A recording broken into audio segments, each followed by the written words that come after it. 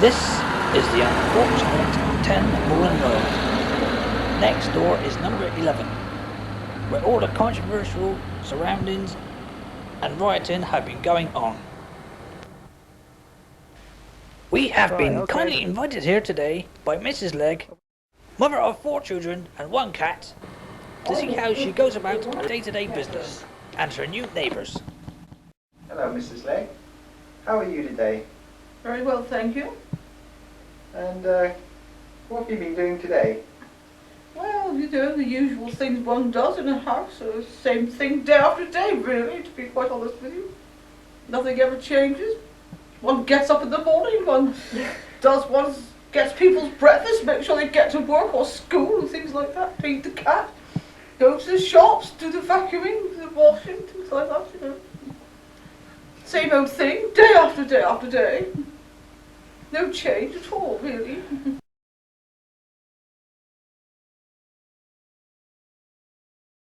I did get into town. I had to because I'm getting fed up with my next door neighbours. I don't know what goes on in there. The noise, day and night, loud music going. I just heard the sound of whips. I thought, what's going on in there? And you sometimes see these young girls go in there late at night.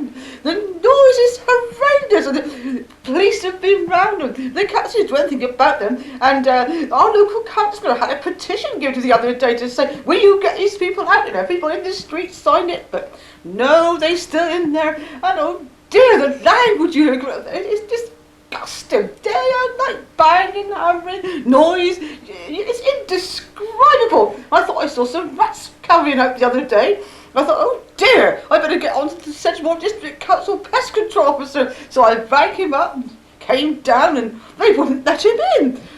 They slashed his tyres and smashed his car windows. And he just scuttled off quickly, you know, like so many rats. Don't they work at all? No, they don't work. It's lounge about all they drinking beer, smoking pot. I don't know what goes on in there. I wouldn't like to say, but somebody did say, I don't know if this is true, they saw a red light outside the door the other night. I don't know what put a red light outside. I'm sure, I don't know. I mean, it's not as if it's a port or anything, is it? It's worn shipping not to knock up against it. I really don't know what goes on there. I shudder to think it's like Peyton Place. It really is in this street. Sarah, and what do you think of next door?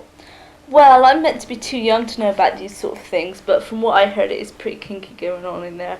I mean, there's whips, and I've looked through their window once or twice. You can see chains on the walls and stuff, and well, I think it's pretty gruesome myself, but of course I'm not meant to know about such things. And what Mum says about the rats is perfectly true. I mean, I can hear them clawing from my bedroom, you know, trying to get sleep at night. It's like these little scars and stuff.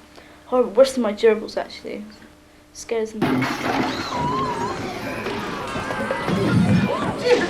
please go again. It sounds worse than an earthquake. It's what happens to all my crockery on the shelf. It shakes and falls off sometimes. And oh dear, all the time.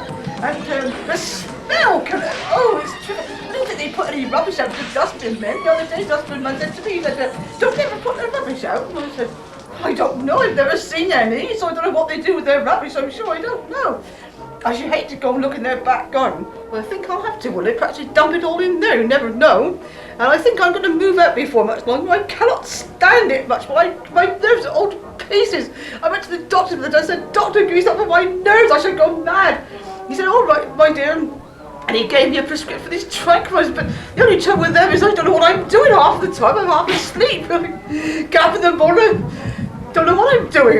My husband says, wake up, woman. He goes, get up my breakfast, you're half asleep, walking around like a zombie. I said, it's all right for you, you haven't got to this still that all day, you can go to work. He said, well, you can get out, can't you? I said, well, yes. But I said, who's going to do my housework? It's, well, I'm here, isn't it, doing the housework? Well, what about at night? He said, well, I never hear it.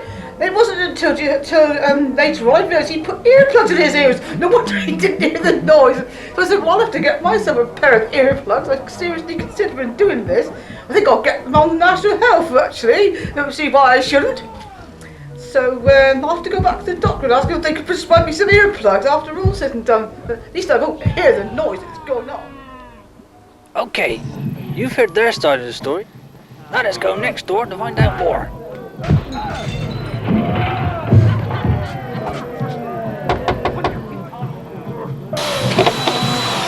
Hey, what's your idea? Come join me this time.